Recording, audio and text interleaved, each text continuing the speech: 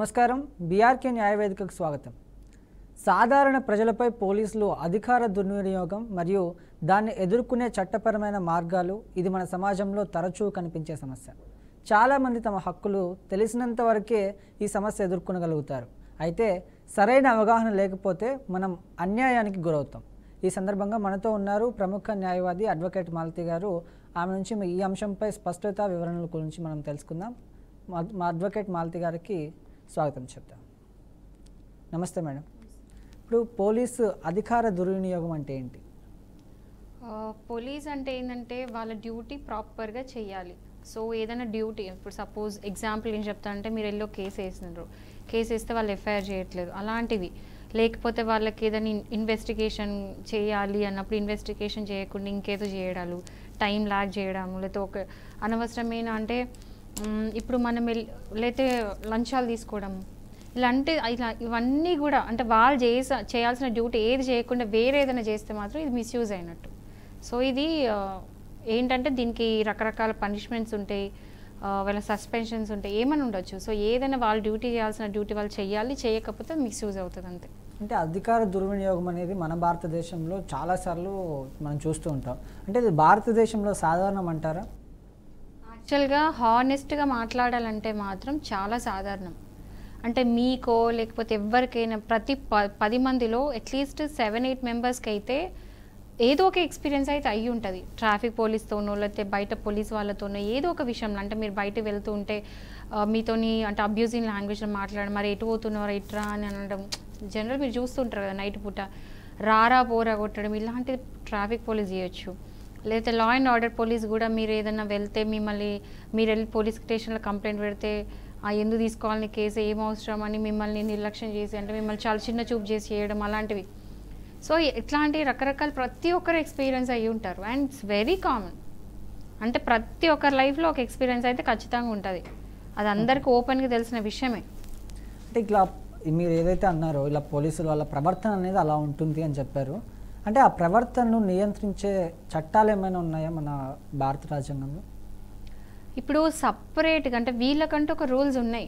Okay, legally పోలీసులకి rules ఉన్నాయి, వాళ్ళకు ఒక ఏమంటే ప్రోటోకాల్ ఉందో అది ఫాలో చేయాలి. ఎగ్జాంపుల్ అండ్ దానికి సంబంధించి చాలా సుప్రీంకోర్టు జడ్జిమెంట్స్ కూడా ఉన్నాయి. ఎస్పెషల్ డీకే బాసు అనే ఒక జడ్జిమెంట్ వచ్చింది. సో ఎట్లా అంటే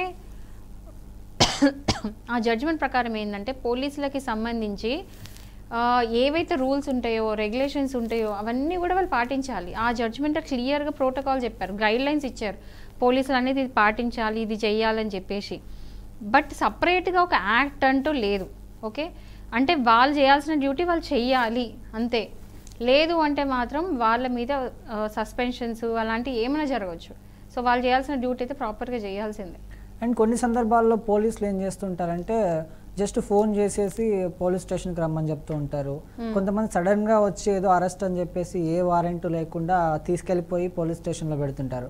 అసలు అరెస్ట్ వారెంట్ అనేది లేకుండా పోలీసులు పోలీస్ స్టేషన్కి తీసుకెళ్లే అవకాశం ఉందంటారా? ఇప్పుడు cognisable offences, non cognisable offences అని ఉంటాయి. ఏంటంటే ఒకవేళ అంటే పెద్ద ఉంటాయి, ఏంటంటే పెద్ద అఫెన్సెస్ ఉంటాయి, అంటే మర్డర్, రేప్ ఇట్లాంటివి అన్నీ కూడా కాగ్నిజబుల్. అంటే వీటికి ఏంటంటే వాళ్ళకి వారంటీ అంటే అసలు వాళ్ళకి అరెస్ట్ వారెంట్ అవసరం లేదు, డైరెక్ట్ పోలీసులు వెళ్ళి వాళ్ళని అరెస్ట్ చేయొచ్చు. ఎందుకంటే పెద్ద కేసులు ఇవ్వండి కాగ్నిజబుల్ అఫెన్సెస్ అంటారు. అంటే నాన్ బెయిలబుల్ కేసెస్, ఇట్లాంటి కేసెస్కి నాన్ బెయిలబుల్ అని ఒక కేటగిరీ ఉంటుంది. సో కేటగిరీలో రకరకాల అఫెన్సెస్ అన్నీ కూడా వస్తాయి. సో కాగ్నిజబుల్ అఫెన్సెస్కి ఏంటంటే వాళ్ళకి అరెస్ట్ చేయొచ్చు, వాళ్ళకి 100% వాళ్ళకి రైట్స్ ఉంటే దానికి వారెంట్ కూడా అవసరం లేదు. సో ఇట్లనే చూస్తే ఒకవేళ నాన్ కాగ్నిజబుల్ అంటే ఏంటంటే వాటికి ఎట్లాంటి వాళ్ళకి వారెంట్ అలాంటిది ఏది కూడా అవసరం లేదు. సో ఈ డిఫరెన్షియేషన్స్ అన్నీ చూసుకోవాలి. దాన్ని బట్టి వాళ్ళు వెళ్ళి అరెస్ట్ చేయడము, లేకపోతే ఇదంతా కాకుండా ఈవెన్ కాగ్నిజబుల్ అఫెన్స్ అయినా కూడా వాళ్ళు 41A నోటీస్ అనేది పంపివ్వాలి. అంటే వాళ్ళకి నోటీస్ ఇవ్వాలి, మేము వచ్చి ఇట్లా అరెస్ట్ చేస్తున్నాము అండ్ 41 నోటీస్ వాళ్ళ చేతిలో పెట్టాలి, ఈ నోటీస్ మీకు ఇస్తున్నాము, మేము అరెస్ట్ చేస్తున్నాం అని చెప్పేసి. అండ్ వాళ్ళకి కాజ్ చెప్పాలి, అసలు దేనికి అరెస్ట్ చేస్తున్నాము, ఏ రీజన్కి అరెస్ట్ చేస్తున్నాము, ఛార్జెస్ ఏంటివి, ప్రతి దానిలో డీటెయిల్స్ చెప్పాలి. అలా చేయొచ్చు అరెస్ట్. అంటే పౌరులకి అరెస్ట్ సమయంలో మీరు అన్నట్టు ఎలాంటి హక్కులు అనేవి ఉంటాయి? వీళ్ళకి ఏం హక్కులు ఉంటాయంటే వీళ్ళు ఒక రైట్ టు లాయర్, అంటే వీళ్ళు ఒకవేళ వెంటనే లాయర్ని వీళ్ళు కన్సల్ట్ కావాలనుకుంటే చాలామంది ఇప్పుడు ఏమంటారంటే మీ లాయర్ మేము కలవని అట్లా అంటూ ఉంటారు. వాళ్ళు అలా ఉండదు, ఖచ్చితంగా రైట్ టు లాయర్ అనేది ఉంటుంది. ప్లస్ రైట్ టు నో, అంటే అసలు ఏ అఫెన్సెస్ ఉన్నాయి, అంటే డీటెయిల్స్ ఏంటి, అసలు కేస్ డీటెయిల్స్ ఏంటని చెప్పాలి. సో ఇవన్నీ వాళ్ళ ఫ్యామిలీ మెంబర్స్కి వాళ్ళు చెప్పుకున్నట్టు ఉండాలి. సో ఈ రెండు కూడా వీళ్ళకి ఏమంటారు రైట్స్ అనేది ఉంటాయి. ఓకే, ఇప్పుడు ఇఫ్ ఇన్ కేసు ఎఫ్ఐఆర్ లేకుండా ఎవరైనా అరెస్ట్ అయ్యారనుకోండి, ఆ సమయంలో వాళ్ళు ఏం చేయాలంటే? ఒకవేళ కనుక ఎఫ్ఐఆర్ లేకుండా అసలు అరెస్ట్ చేయొద్దు. అది ఫస్ట్ ఇన్వెస్టిగేషన్ రిపోర్ట్తోనే ఫస్ట్ కేసు స్టార్ట్ అవుతుంది. సో ఎఫ్ఐఆర్ లేకుండా ఎట్టి పరిస్థితుల్లో అరెస్ట్ అనేది చేయొద్దు. దానికి ఏ రీజన్స్ చూపించినా కూడా సరిపోదు. ఖచ్చితంగా ఎఫ్ఐఆర్ ఫైల్ అయితేనే అరెస్ట్ చేయాలి. వితౌట్ ఎఫ్ఐఆర్ అరెస్ట్ చేయరాదు. ఇప్పుడు సమన్లు లేకుండా పోలీస్ స్టేషన్కి వెళ్ళాలని చెప్పొచ్చా? ఏంటని సమన్స్ లేకుండా పోలీస్ స్టేషన్కి వెళ్ళాలి అంటే, ఇప్పుడు ఏదైనా కేసు అయింది, కేసు ఫైల్ చేశారు, ఎవరో వచ్చి కంప్లైంట్ ఇచ్చారు పోలీస్ స్టేషన్లో. కంప్లైంట్ ఇచ్చినప్పుడు ఏంటంటే సమన్స్ అంటే ఏం ఉండదు. ఇక్కడ ఏం చేస్తారంటే 41A నోటీస్ అనేది పంపించాలి. అంటే ఇప్పుడు చిన్న అఫెన్స్ నుంచి పెద్ద అఫెన్సెస్ ఏదైనా సరే ఒక పర్సన్ని మనం ఎంక్వైరీకో లేదా ఇన్వెస్టిగేషన్కో పోలీస్ స్టేషన్లో పోలీసులు కనుక వాళ్ళని పిలిపిస్తే వాళ్ళకి 41A నోటీస్ అనేది మస్ట్ అండ్ షుడ్, అది ఇచ్చిన తర్వాతనే వాళ్ళు రావాలి. ఒకవేళ కనుక 41A నోటీస్ కనుక ఇవ్వకపోతే మీరు డినై చేయొచ్చు, నేను రాను, నాకు నోటీస్ రాలేదు, సో నేను రాను అని చెప్పి ఎవరైనా చెప్పొచ్చు. ఆ నోటీస్ అనేది కంపల్సరీ, అది కాగ్నిజబుల్ అఫెన్స్ అయినా సరే, నాన్ కాగ్నిజబుల్ అఫెన్స్ అయినా సరే, దేనికైనా సరే నోటీస్ అనేది మస్ట్. ఓకే, ఈ అరెస్ట్ సమయంలో మహిళలకు ప్రత్యేకమైన నిబంధనలు ఏమైనా ఉన్నాయంటారా? మహిళలకి ఖచ్చితంగా ఉంటాయి. ఎట్లా అంటే ఇప్పుడు ఒక మేల్ పోలీస్ ఉన్నాడు అనుకోండి, సపోజ్గా కంప్లైంట్ ఫైల్ అయింది ఒక మహిళ మీద. సో ఒక మెయిల్ వచ్చి, ఎగ్జాంపుల్ చెప్తున్నాను, ఒక మహిళ ఒకవేళ ఆమె అక్యూజ్డ్ అయ్యింది, ఆమెను అరెస్ట్ చేయాలి. సో ఆమెకు సహకరించట్లేదు, నేను అరెస్ట్కి అసలు సహకరించాను, నేను రాను మీతోని అని అన్నప్పుడు అక్కడ ఖచ్చితంగా అరెస్ట్ వారెంట్ ఉంది. అరెస్ట్ వారెంట్ ఉన్నప్పుడు ఒక మేల్ పోలీస్ వచ్చేసి ఆమెను బలవంతంగా తీసుకెళ్ళరాదు. ఎందుకంటే ఫిజికల్గా మేబీ బలవంతంగా ఆమెను తీసుకెళ్లాల్సిన అవసరం పడవచ్చు, ఏమైనా జరగవచ్చు. సో ఖచ్చితంగా అక్కడ ఫీమేల్ పోలీస్ అనేది ఉండాలి. ఒక మహిళని అరెస్ట్ చేయాలంటే కంపల్సరీ ఫీమేల్ పోలీస్ అనే వాళ్ళు అక్కడ ఆమెతో పాటు ఉండాలి. అండ్ మెయిన్ అయితే సన్ రైజ్ నుంచి సన్సెట్ వరకే ఆమెను అరెస్ట్ చేయరాదు. ఏ మహిళను కూడా అంటే సాయంత్రం అయినాక లేదా మార్నింగ్ అంటే పొద్దున ఎర్లీ మార్నింగ్ కంటే ముందు కూడా మహిళని అరెస్ట్ చేయరాదు. ఓకే, సో ఇప్పటిదాకా మనం మాట్లాడాం మేడం ఈ అరెస్ట్ విషయం గురించి. ఇప్పుడు డీకే బస్సులో అంటే మార్గదర్శకాలు ఏమైనా ఉన్నాయంటారా? డీకే బాసు జడ్జిమెంట్ అనేది ఏంటంటే ఒక ల్యాండ్ మార్క్ జడ్జిమెంట్. ఎస్పెషలీ అంటే ఒక పోలీస్ వాళ్ళకి వాళ్ళు ఎట్లాంటి రూల్స్, ఎట్లాంటి రెగ్యులేషన్స్ ఫాలో చేయాలి, ఎట్లా అరెస్ట్ చేసినప్పటి నుంచి కూడా వాళ్ళని తీసుకెళ్ళి కోర్టులో ప్రొడ్యూస్ చేసే వరకు ప్రతి ఒక్క రూల్ అండ్ రెగ్యులేషన్ అనేది ఈ జడ్జిమెంట్ ద్వారా వచ్చింది. సో జనరల్ ఏంటంటే ఇప్పుడు మీకు ఏదైనా ప్రాబ్లం వచ్చింది అనుకున్నప్పుడు మీరు అడ్వకేట్ని కన్సల్ట్ చేసినప్పుడు, అంటే ఎస్పెషల్ ఇప్పుడు ఒకవేళ పోలీస్ వాళ్ళు మీకు సహకరించట్లేదు లేదా మీకు ఏదైనా ప్రాబ్లం క్రియేట్ చేసినారు, మిమ్మల్ని అరెస్ట్ చేసిన టైం నుండి మొదలు పెడితే కోర్టు వెళ్ళే వరకు కూడా మధ్యలో ఏదైనా ప్రాబ్లం క్రియేట్ చేస్తే ఏంటంటే మీరు వెళ్ళి ఒక అడ్వకేట్ని కలిస్తే మీకు డీకే బాసు జడ్జిమెంట్ అనేది ఉపయోగపడుతుంది. ఏంటంటే అందులో క్లియర్గా కూడా ఎలాంటి రూల్స్ పాటించాలి, ఎట్లాంటి రెగ్యులేషన్స్ పాటించాలని చెప్తుంది.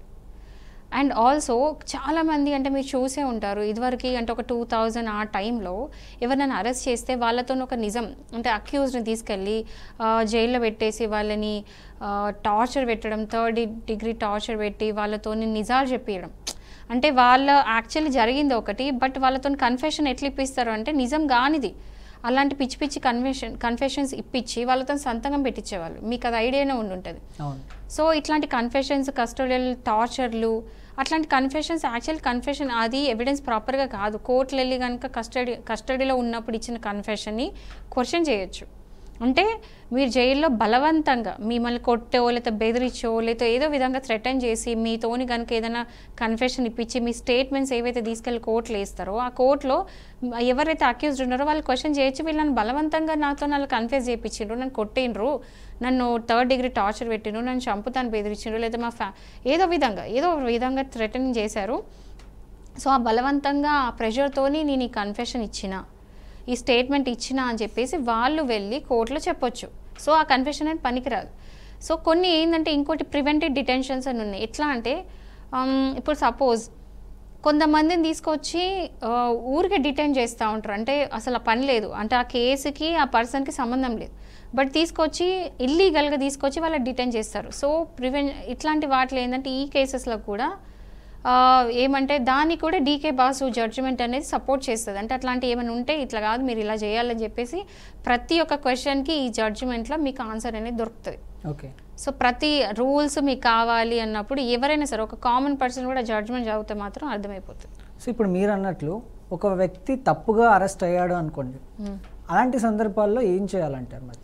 ఒకవేళ కనుక తప్పుగా అరెస్ట్ అయితే మాత్రం ఫస్ట్ మిమ్మల్ని అరెస్ట్ చేసేటప్పుడే మీరు ఏం చేయాలంటే ఏ బేసిస్ మీద నన్ను అరెస్ట్ చేస్తున్నారు, అఫెన్సెస్ ఏంటి, ఏ సెక్షన్స్ కింద, ఏ యాక్ట్ కింద మిమ్మల్ని అరెస్ట్ చేస్తున్నారో ఫస్ట్ క్వశ్చన్ మీరు అడగాలి. సెకండ్ క్వశ్చన్ ఏంటంటే మీరు మీ లాయర్తో మీరు కన్సల్ట్ అవుతా అని మీరు చెప్పాలి. ఇమీడియట్గా మీకు తెలిసిన ఎవరో ఒక అడ్వకేట్ కాల్ చేసి మరి ఇలాంటి సెక్షన్స్ వేస్తున్నారు, వీళ్ళని అరెస్ట్ చేస్తూ అంటున్నారు, మరి ఈ సెక్షన్స్ ప్రకారం నన్ను అరెస్ట్ చేయొచ్చా? ఓకే, అప్పుడు లాయర్ ఏం చెప్తారు, ఈ సెక్షన్స్కి మిమ్మల్ని అరెస్ట్ చేయొద్దు అని చెప్తారు. ఎందుకంటే నాన్ కాగ్నిజబుల్ కొన్ని ఉంటాయి కదా, చిన్న చిన్న కేసెస్కి వాళ్ళు చేయరు. బట్ అరెస్ట్ వారెంట్ అవసరం లేకున్నా కూడా అంటే ఇలాంటి కేసెస్ అరెస్ట్ వారెంట్ అవసరం లేదు, బట్ అట్లాంటి టైంలో కూడా వచ్చి మిమ్మల్ని అరెస్ట్ చేస్తున్నారు అంటే మీ అడ్వకేట్ మీకు అడ్వైజ్ చేస్తారు ఏంటంటే ఆ టైంలో వాళ్ళు ఖచ్చితంగా వారెంట్ అనేది తీసుకొని రావాలి. అంటే కోర్టు నుంచి ఒక పర్మిషన్ లాంటిది, ఆ వారెంట్ అనేది తీసుకొని వస్తేనే మిమ్మల్ని అరెస్ట్ చేయగలుగుతారు. ఏది నాన్ కాగ్నిజబుల్ అఫెన్సెస్లో. కాగ్నిజబుల్కి అయితే అసలు అవసరం లేదు, డైరెక్ట్ వెళ్ళి మిమ్మల్ని తీసుకెళ్ళిపోవచ్చు. సో ఇలాంటి కొన్ని ఏవైతే ఉన్నాయో అవన్నీ కూడా మీకు తెలిసి ఉండాలి, బేసిక్ నాలెడ్జ్ ఇది. ఫస్ట్ అంటే ఏంటి, అసలు ఏ సెక్షన్స్ మీద అరెస్ట్ చేస్తున్నారు, ఏ యాక్ట్ కింద, అంటే ఏంటి అసలు దేనికోసం అరెస్ట్ చేస్తున్నారు డీటెయిల్స్ తెలుసుకోవడం, వెంటనే మీరు లాయర్ని మీరు సంక్రమించడం, ఇలాంటిది కొన్ని మీరు చేయాలి.